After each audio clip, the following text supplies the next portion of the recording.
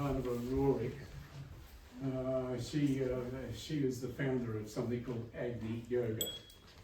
Now, Agni Yoga has got very little to do with the yoga that is practiced in India or elsewhere, but it's got a very strong connection to spiritual development. The slides that I'm going to show you will explain this as we go further. Helena Roerich wasn't alone. She had her partner, who was Nicholas Roerich, with her. They were married, and they were inseparable throughout their life. And this is Nicholas Roerich. He was a very famous artist, and as well as he was also interested in spirituality, like his wife. And without, and just go on to the next thing. Helena was born in an aristocratic Russian family. She's probably a distant relative of the Tsar, so she was a true aristocrat. There was probably a fair amount of money in the family, I would say. She was a precocious child and was reading philosophical, historical and spiritual books by the age of 7 in several different languages. So that's not something every kid can do. She was very sensitive and frequently sick. During illnesses, 2 very tall men would appear to her with help, but when she mentioned them to grown-ups, they got really funny about it. So she learned quickly to keep her thoughts to herself. Her mother's sister, Princess Putyatine, had an estate in Pologia where little Helena spent her summers. All the domestic animals rushed to welcome her in the mornings when she went out to feed them. Helena graduated from the Marlinsky Gymnasium in 1895. She would have been 16 years old at that point. And after that, further public education was disallowed by her parents because they were afraid that radical ideas might come into her head from the students in the public schools. So she was actually left to her own resources for education. In 1899, it all fell apart when she met the painter, archaeologist and student Nicholas Roerich while on a family holiday at Novgorod. They were married in 1901 despite parental objections. Nicholas Roerich, his name Roerich is a German name. He was the son of I'll just move on to his bio. He was the son of a German businessman who was also very wealthy. So they were a good match when it came to wealth. The marriage was a strong collaboration of 2 loving people united by deep mutual feelings and common views, and it was to last a lifetime.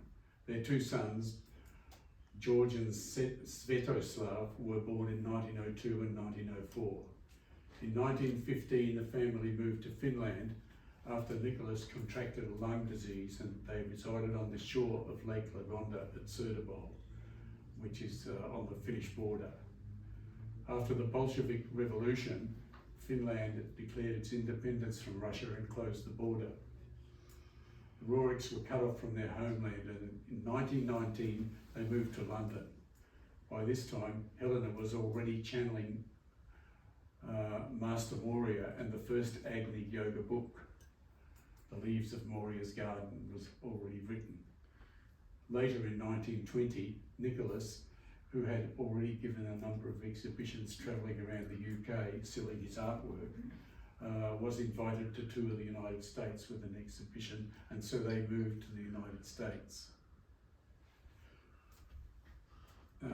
When they got to the United States, the exhibitions were incredibly successful, and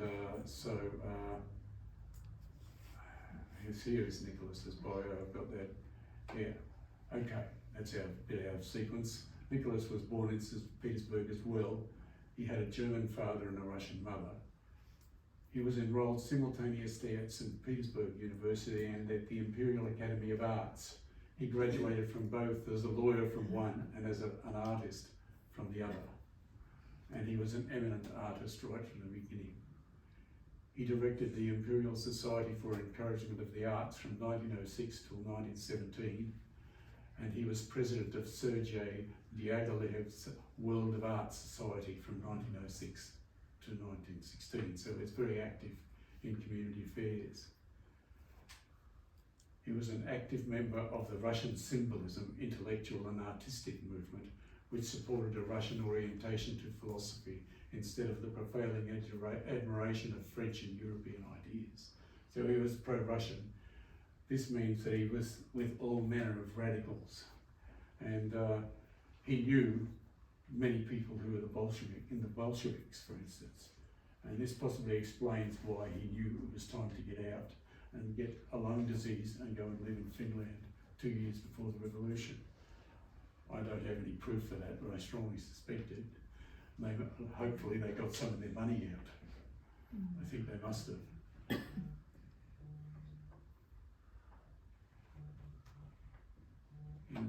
In 1923, the family moved to India, and from India they took off. I think they lived in Darjeeling first in India, but they weren't there for very long. They took off on an expedition in 1924 throughout Central Asia, researching history, ethnography, arts, religions and geography. And everywhere they went, Nicholas did superb paintings of all the subjects of their investigations. During the exhibition, Helena translated the Mahatma letters into Russian.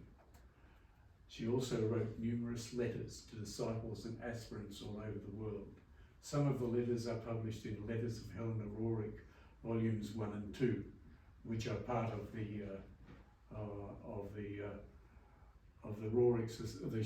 Agni Yoga Society website. You can actually look at them all there for free, or even download them. So all the volumes of the Agni Yoga scriptures, as they call them these days, are all available from those websites, and more later on that.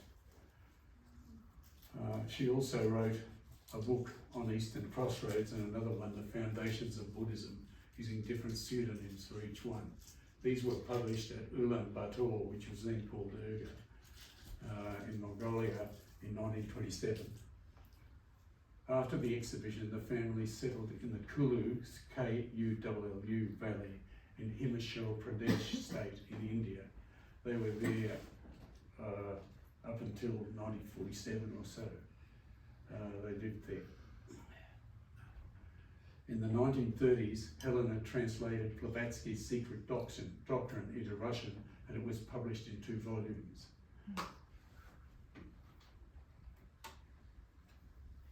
While at Nagar, which is the place where they lived in Kala Valley, Nicholas, with Helena's help, initiated the Roerich Pact, which was a treaty for the protection of cultural heritage, nature and human rights in time of war. Under the auspices of the League of Nations, the pact was signed and ratified by 22 countries in 1932. Mostly the countries ratifying it were allies of the United States and England. But the thing remains, Nicholas was actually nominated a number of times for the Nobel Peace Prize, although he never actually won it, for his activities there. In 1929, the Roerichs founded the Urasvati Institute for Himalayan Studies, which is a little bit of a museum of their trek. A lot of the artifacts are preserved there, and is also a scientific institute. It actually had Albert Einstein, Bose and Millikan among its collaborators, which are well-known physicists.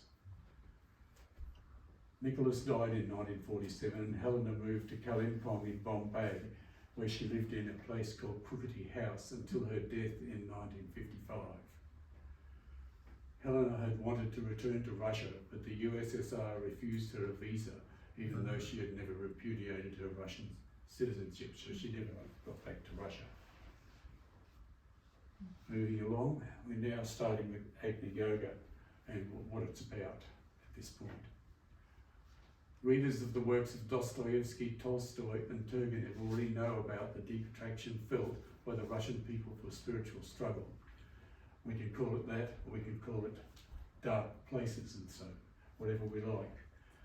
Anyway, the point of this is, if we look at is the concept of Podvig, P-O-D-V-I-G. Podvig is a word that spells out the difference between Roman Catholicism and Russian Orthodox Christianity. Podvig is a word which cannot be translated by any single word. It's all about sin and penance as far as the Roman Catholic Church is concerned, but for Russians it is spiritual struggle or purification, understood as a striving to bring the soul into mastery over the body, the personal ego and its passions. In the Gospel of Matthew 16:24, the risen Christ advises would-be disciples to deny yourself, take up your cross and follow me.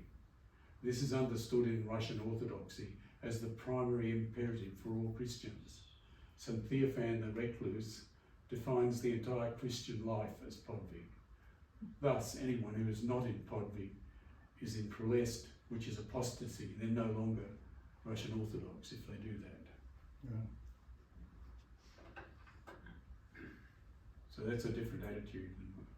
Anyway, moving along with Agni Yoga. Agni is the Hindu god of fire and the acceptor of sacrifices. He's also the messenger of the gods. In Christianity, fire makes its appearance in the Act of the Apostles, in the Feast of Pentecost, where it's reported, suddenly there came a sound from heaven of a rushing mighty wind, and it filled the house where they were sitting. There appeared cloven tongues of fire, and it sat upon each of them, and they were all filled with the Holy Spirit. The people being discussed here are the 12 apostles, or 11 of them anyway, who were actually there. This is the baptism of the Holy Spirit, and it's very familiar to Russian Orthodox Christians and quite a few other Christian sects. And what this does is make the choice of the name of the new teachings that were being channeled very easy for Helena. She called it Agni Yoga. Agni because of fire, and yoga because of the yoke. The teaching contains no instructions on yoga in the normal sense. Rather, yoga here refers to the development of the spiritual self through harnessing, which is a personal commitment to self-development, the yoke. There's the link with yoga. Agni Yoga is a path of practice in daily life.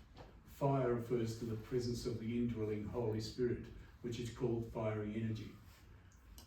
More generally, this means growing connectivity with the higher self through responsible directed thought.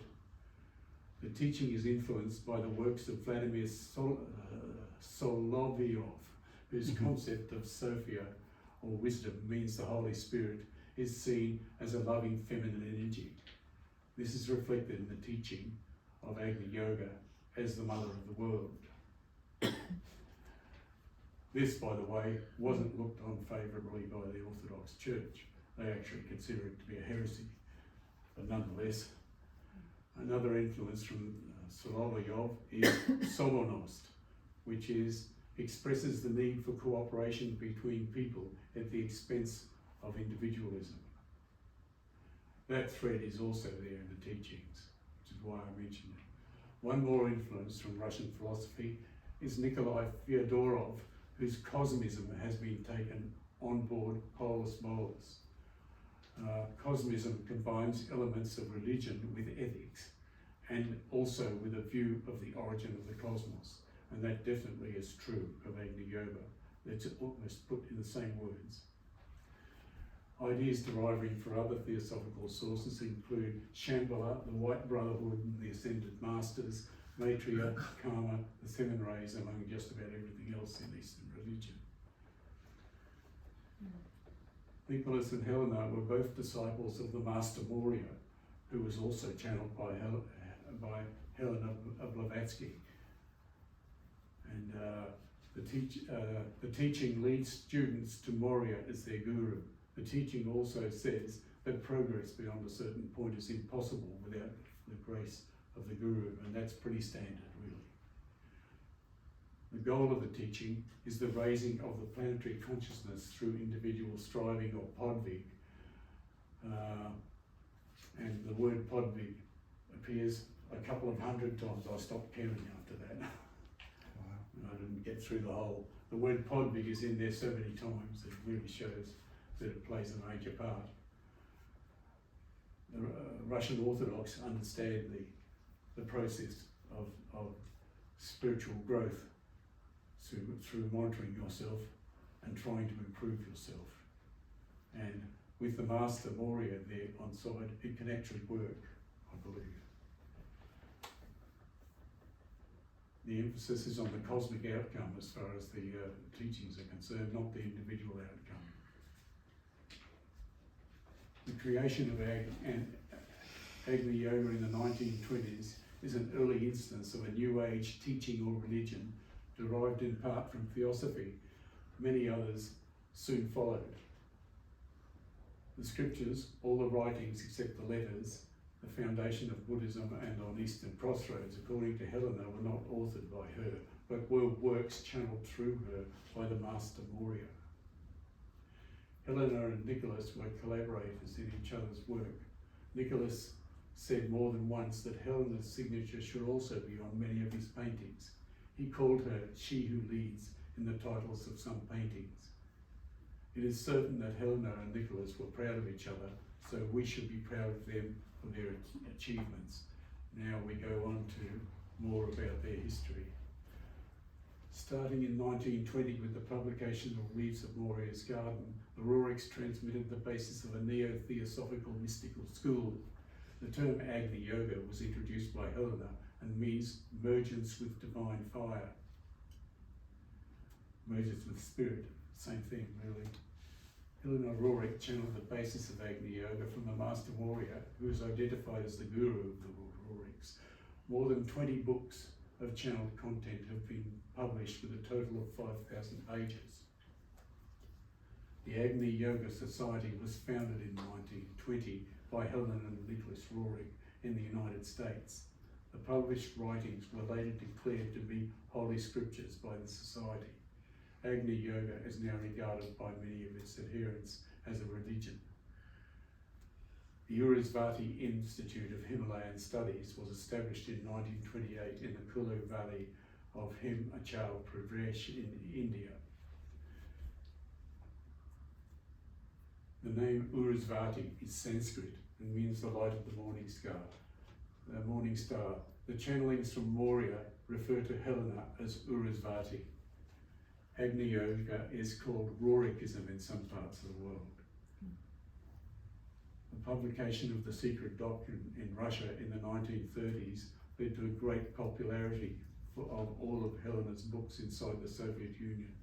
Russian Orthodox Christianity was forbidden during the Soviet era, but Theosophy was not, and neither was Agni Yoga. Many Russians became Theosophists. Many were followers of Agni Yoga. Agni Yoga became popular in the United States because that's where the headquarters was, and it's now all over the world. It's available on the web everywhere.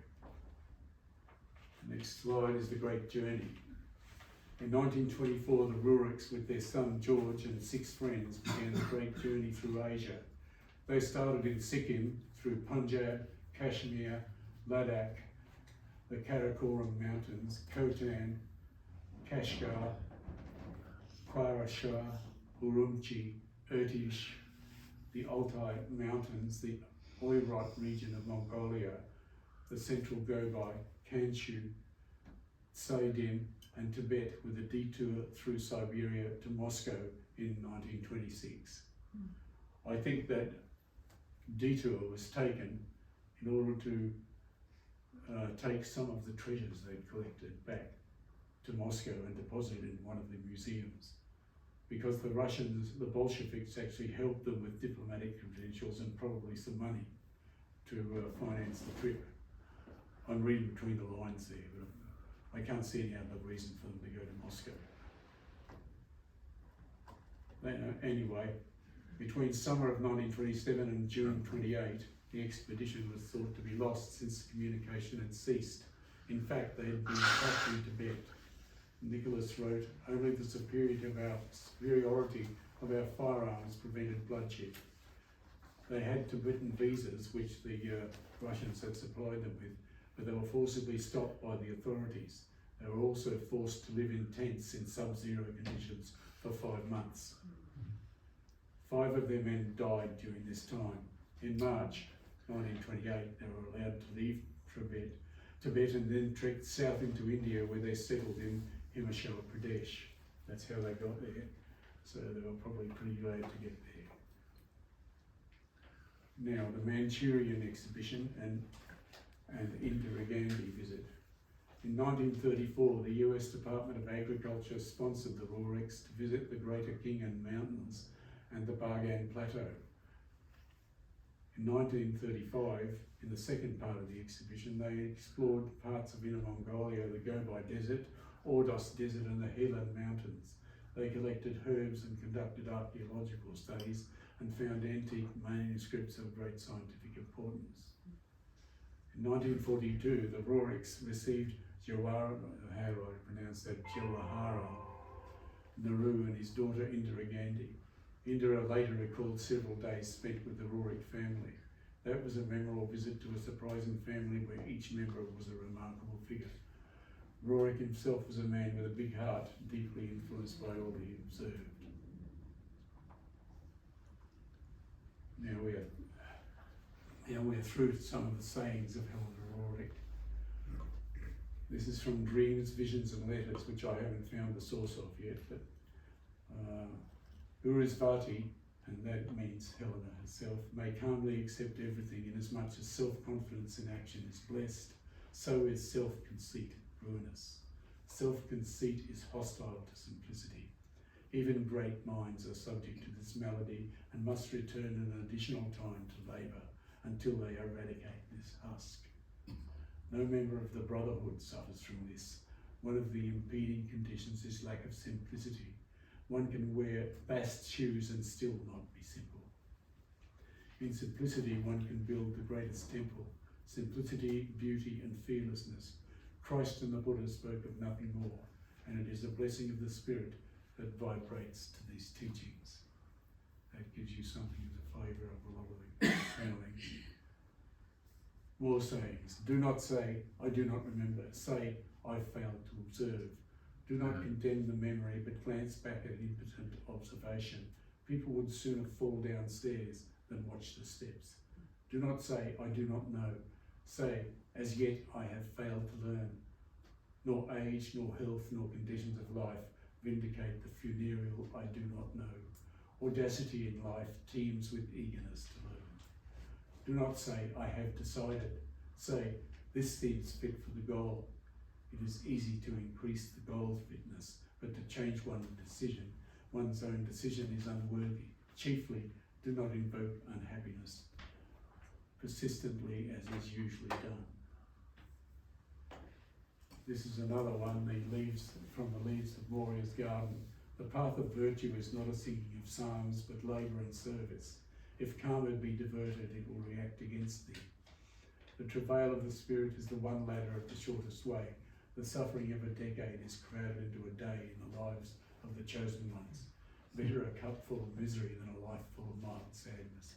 Pay thy accounts in the hostelries on the way, and with obeisance they will carry thy trunks onto the ships. O Lord, give strength to my heart and power to my arm, because I am thy servant.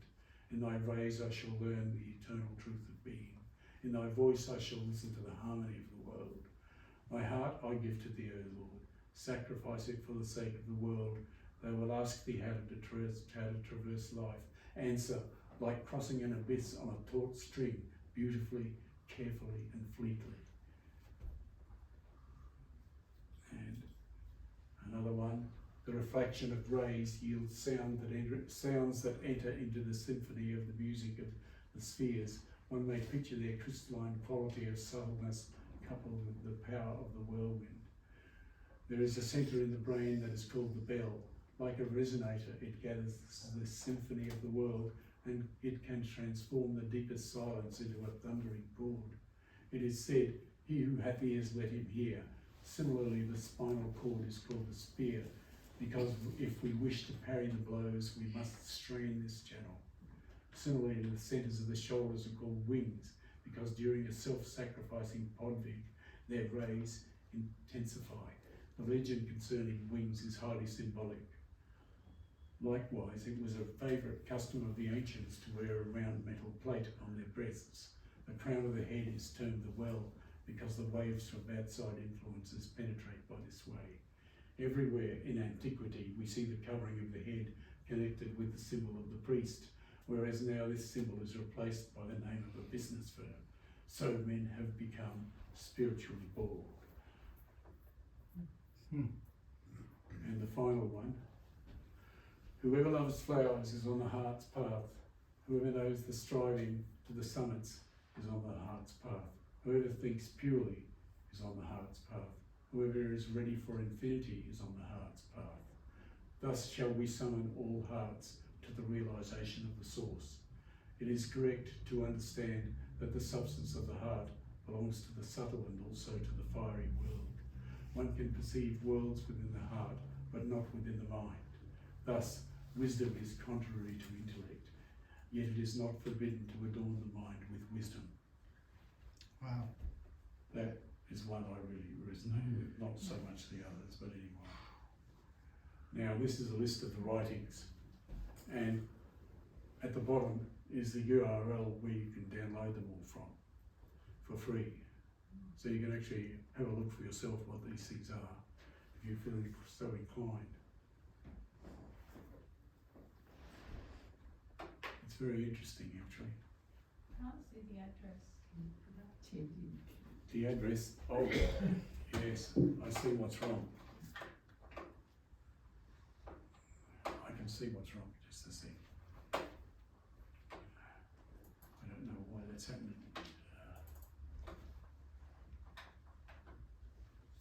Just a sec.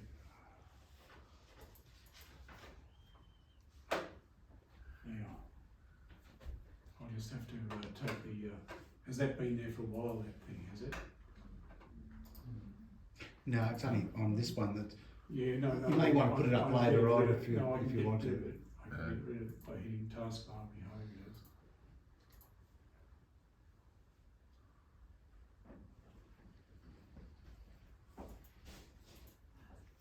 Yeah, Yep, yeah. that's it. No, we've got rid of it. There you go. Now, can you read that from the back? Yeah, thank you. So all the books can be downloaded. All the books can be downloaded. Yes, they can. You can go to the Agni Yoga site and you can read any of them. You can also save them as either PDF files or some other format, like e-book formats. And if that's not enough, if you want to, I think I forgot, if somebody has got a bit of paper and people who want the versions that I had in 2013, I'll be happy to send them to you by email. I'll even send you a copy of the PowerPoint if you want it. So, yes, you can get these anyway. I hope that was intelligible. And any questions on that? I know a lot more than what is contained in this. I can just get that running again.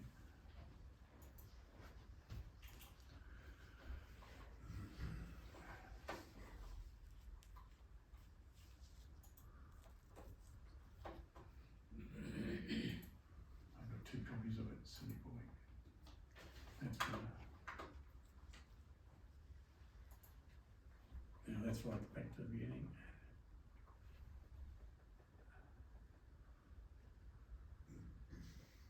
So any questions about the whole thing? Can you put back the one on the heart? And can we just have enough? Because that seemed to be quite a powerful. I thought that was the one that grabbed me the most. Yeah. You know, I can put the, Is that Nicholas's art? Yes, that's his. that's Nicholas's art. Nice. That's, I've got I can give you a number of slides of his works later on. But anyway, Can we look at it here? I'm going to start that from the beginning again. And if we want to go to the back, to the last slide. So I should go, More I've sayings. gone off it. I went too far. I think the mouse is probably too sensitive. Yeah, I'd say it is. I'm trying to run through it too fast.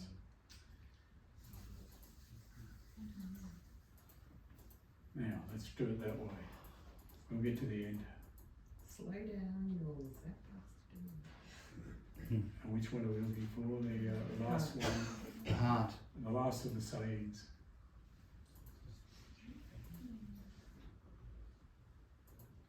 Yeah, that's Yeah. it. That's the one. That's the one. Yeah, that one is really nice. That one up. That actually is right up our alley, that one, that heart. Yeah, it really hits home, doesn't it? It does hit home because what that obviously means is Helena knows that our true contact is to the heart chakra, especially when we become spiritually awakened. Can you talk a little bit more about that, the heart, and Yes, what's yes, there? yes, I can. As we gradually awaken, the first initiation, both according to ordinary theosophy, as by Blavatsky, the first initiation is really the awakening of Christ consciousness, and Christ consciousness is a connection to the heart. The ray of Christ consciousness connects to the heart chakra. It doesn't connect to the crown chakra. And what it does, it gives you the insight that you yourself are deep, bottomless, unconditional love for all beings. And that is the first time it happens to you, it will not continue, but it gives you a good look at what it is. And that is the first inkling that you are not an ordinary human being, that you are connected to something which is greater than yourself. And so that basically happens as we evolve. That's the first thing that happens to us, that is really a major connection beyond ourselves. What is actually happening there, is something that, let me put it this way, all people who are on the spiritual path have actually had a connection that was made that took them away from the utterly selfish consciousness of ordinary human beings. Most human beings are utterly selfish, and they have no insight into what they are and their own behaviour. The majority of people are like that. But what sets people on the spiritual path apart from that is an insight that they gained that actually made them separated from them. And that insight is the insight that you need other people and that you should treat them properly. That insight is, first of all, the spiritualist church calls it personal responsibility, but in actual fact it's a lot deeper than that. The insight is really a contact within the personal self from the higher self, which is on the other side of a barrier. The barrier means that when we're in an incarnation, we can't contact the divine power, because if we could, we couldn't think we're separate beings. And that barrier is there until we awaken, and then it has to be broken down. But what actually happens is that when we reach a certain stage of development, then it's possible for the higher self to contact directly the personal self. And so what happens to us when we start on the spiritual path is that contact has been made. And as the Christ says in one of the Gospels, it's like the grain of mustard seed. It's the smallest seed, so small you can hardly see it. And yet it grows into a vast tree that gives shade and comfort to all animals and people in the end.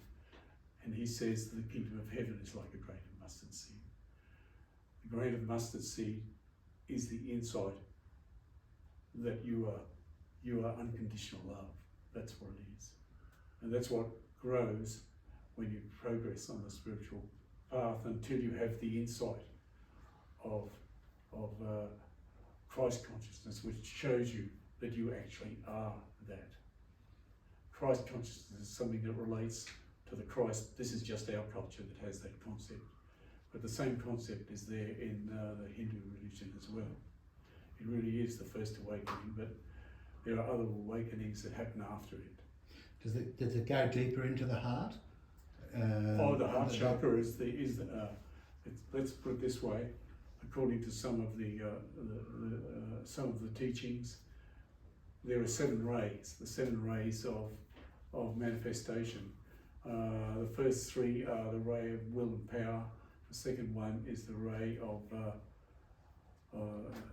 Love, wisdom. love wisdom, which is the one that opens the heart chakra. That's the one I'm talking about. It's the ray of Christ consciousness, the ray of love wisdom. And the other one, the third one, is the ray of active intelligence. And the ray of active, in my talk here, I said the inside of Sophia was had by Soloviev, or whatever his name was. And that was actually ruled to be a heresy. He said the Holy Spirit is feminine. But in fact, that idea is also expressed in the idea of the ray of active intelligence, because that actually, we can say that the ray of will and power is will and power itself, and the ray of active intelligence is the feminine principle, the other one is the masculine one. And so the ray of active intelligence and the ray of will and power, between them, in dialectics, make a triangle. And the third point on the triangle is the ray of God the child, which is what we are. We are God the created. And so it is a synthesis which is unlike the other two, but more than them. And so only with the three rays do we have the whole of the divine radiance. Yes? And that's the first one, and it's appropriate that it's the ray of love wisdom, because that's what comes into being with the creation. These things are only put in that way so we human beings can understand them, but in reality, the divine energy is beyond conception or understanding by any finite being, and had no beginning and no end. But we are all part of it. We're all aware because of it. Anyway, that's enough, hey? The heart is the beginning, but it is also an essential part of everything. A very essential part. Other people have questions?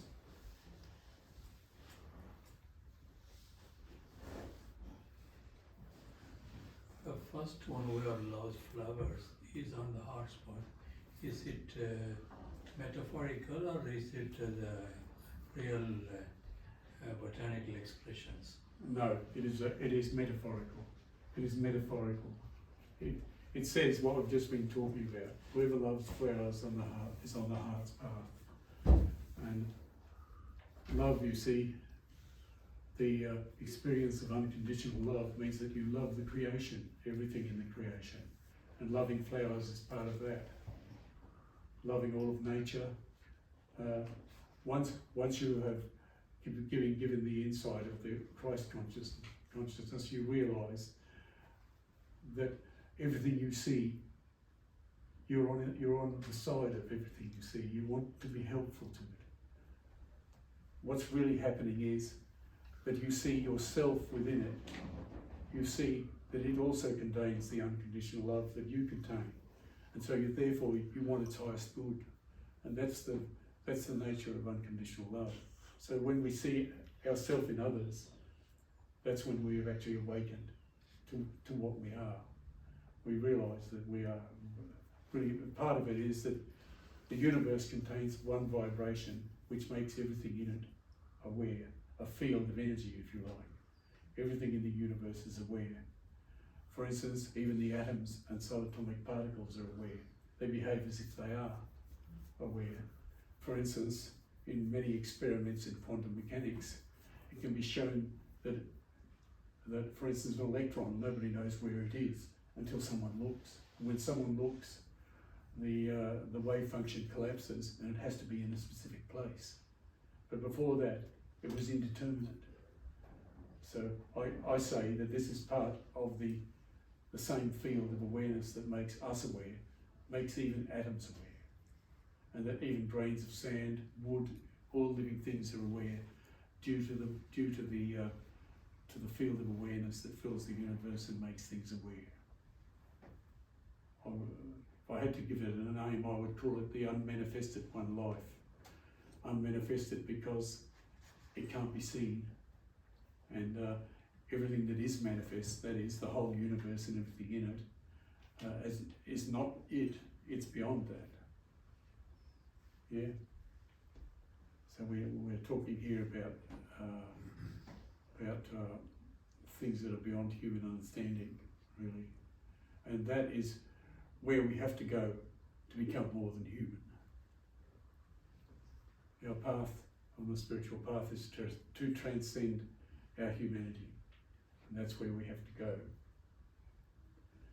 It's not easy because the human part of us fights back like anything. It's terrified by this.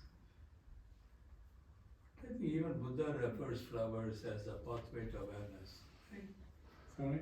Even Buddha, he refers flowers as a pathway to an awareness of the whole life. So he just shows a flower and doesn't talk anything. So everybody is wondering why only flowers. So the flower is the way it blooms and becomes a flower is an attainment of spirituality. And from there, you can realize the presence of the divine. So, Well, I think that's true. I think that's true. I definitely think without the Buddha, where would we be? that's why in India, every worship is with the flowers. Yes, There is no worship in India without flowers. So the Buddha did it all flowers. There's no, you only have to read the Dhammapada and the things that he said in there in his sermons. They're utterly wonderful. Well, he's always sitting on a lotus flower. Well, that's only his representation. And We have to even in the remember West, that as a they, man, he cover died altars after he in flowers. ate a septic pork chop or something like that, according to the legend. Mind you, he was 88 or something at the time. So his body had then finished its time. So, do you know who Master Moria is? Was Master Moria like a universal energy or an ascended master? Or Master Moria is an ascended master, and the first person who channeled him was Helena Petrovna Blavatsky. And she wrote and something then- called because I was getting confused with the two Mahatma Helenas. letters, and the Mahatma Yeah. letters were channelings from the Master Moria. So yes, he is someone related to theosophy. Okay, and and- so this Helena also channeled the same master. That's right, but Right. the result That's- of the that's channelings interesting. was something vastly different. Because unless my memory is a bit faulty here, but I think that what Blavatsky channeled was information from Eastern religion about these matters. Whereas the mindset of the Roriks, and that's both of them, in particular Nicholas Rorik, he knew Solovyov. He knew those philosophers, and he conversed with them. He knew what the Sophia was, and he knew all of that. And you can bet he discussed it with his wife, and so that was in their consciousness. And so I maintain that when Moria channeled into those Russian people, particularly into Helena, that when a being like Moria channels, his knowledge is on a different plane than a human brain. So it has to be interpreted by the contents of the human brain. And so that's what I'm saying has happened. What came out is something quite different than came out, but it's consonant with Russian culture. Was it Master Moria that she actually saw at the World Exhibition? Because she was being channeled through this person, and then they had the World Exhibition, and people from all over the world went to England at this World Oh, Exhibition. you're talking about Blavatsky. Blavatsky, yeah, and she saw. I think she possibly did see him. Yeah, and she saw some blew representation. her out because he was the man that was channeling, and here he was. Blavatsky was a phenomenal psychic. There's no doubt about it. She channeled she was what a channeler, but there have been others as well, and Rorik was one. Yeah, what came out was something consonant with Russian religion. There was no reason to invent something to replace Podvig, because Podvig is really striving on the spiritual path. And if we look at the teachings of the Buddha, it's the same as the eight things, you know, like for instance, right view, right action, all of those The things. lungs and the arms. You can look at those things because right action tells you how to behave. And right action tells you you shan't tell lies to other people. It tells you you shan't harm people. All of those things. You've got to live in accordance with those things. In Buddhism, the first thing is a vow of harmlessness, to be harmless to all beings, and you have to keep that vow. And all of the different parts of the Eightfold Path play their part in getting you into that condition.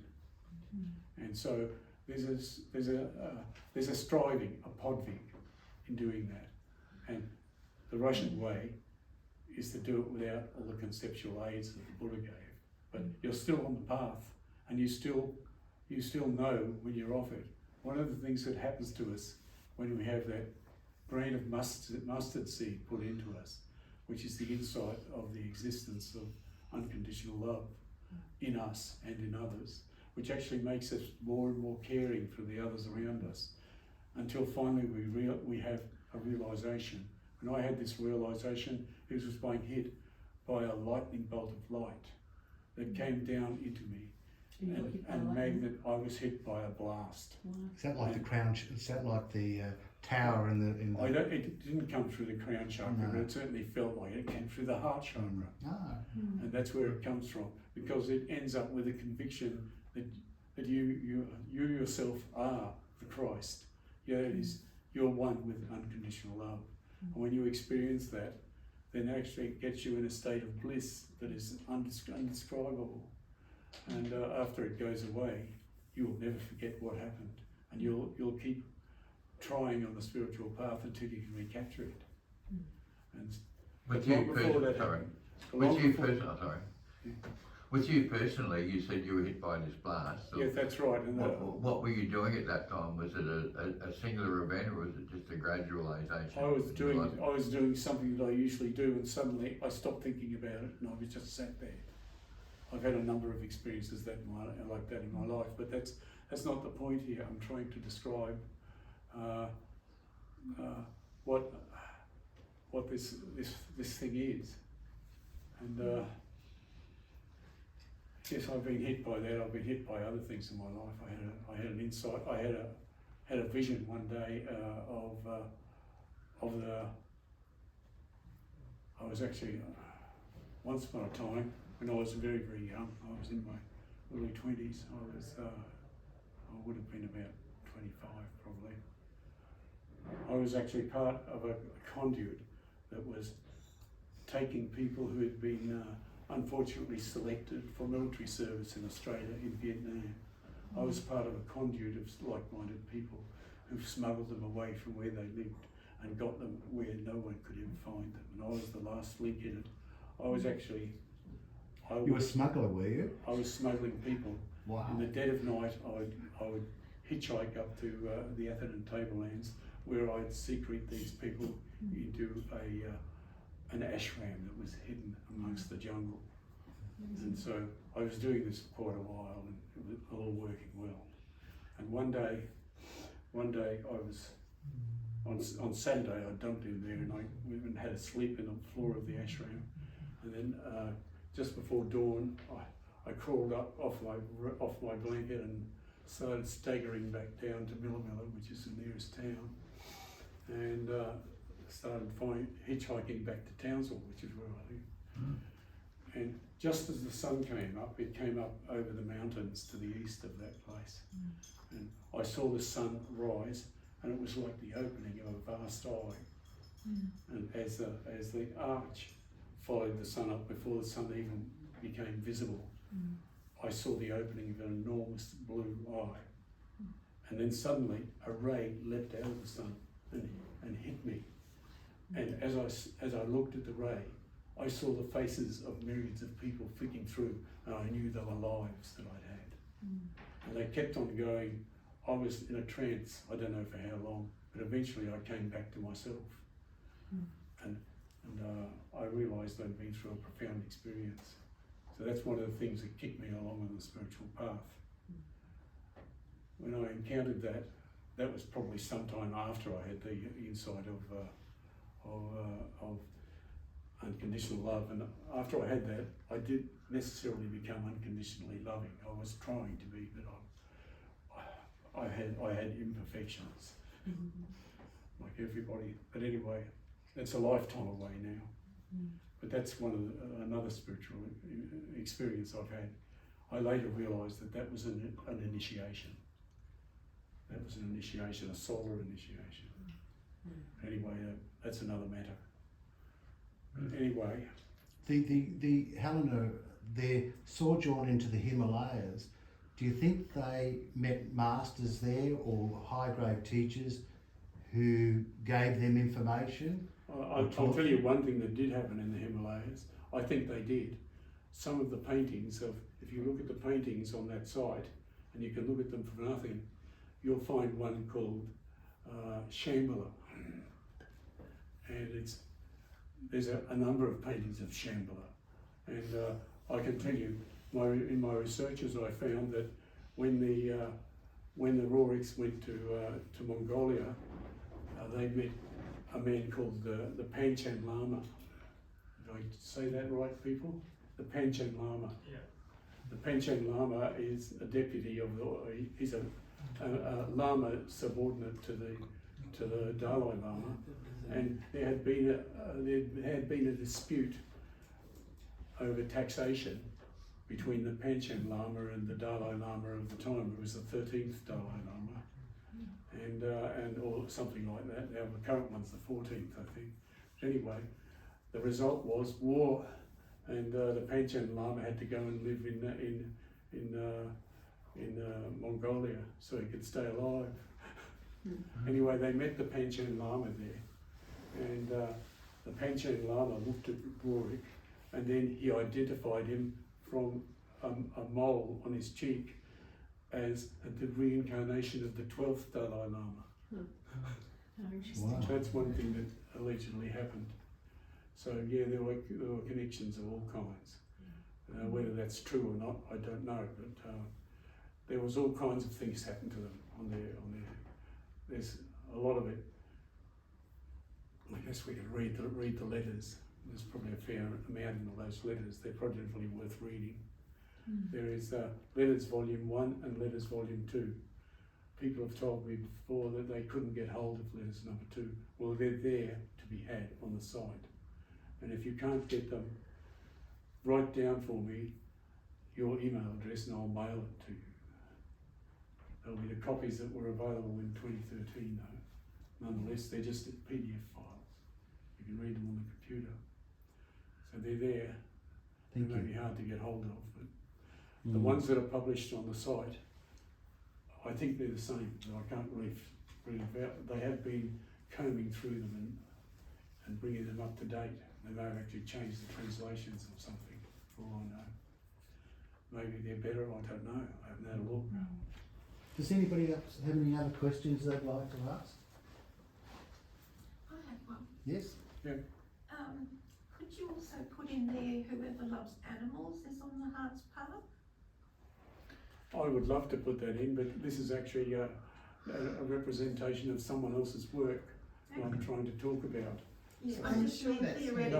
No, I'm not saying to put it in there. no, I'm I just know, Theoretically. but it is true. It is, It is yeah. What you've said is absolutely true. All sentient beings. I'm sure that's the intent. The unconditional love of all beings is something in us. When we feel that, Things. then we start recognising that property in all beings in the end.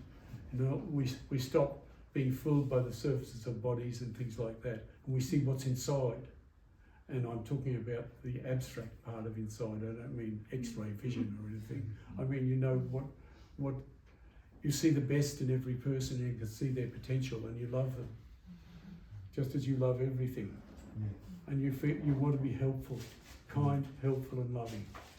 And when you want to be that, then you have actually met a milestone on the spiritual path. When that happens to you, the next thing that will happen to you is the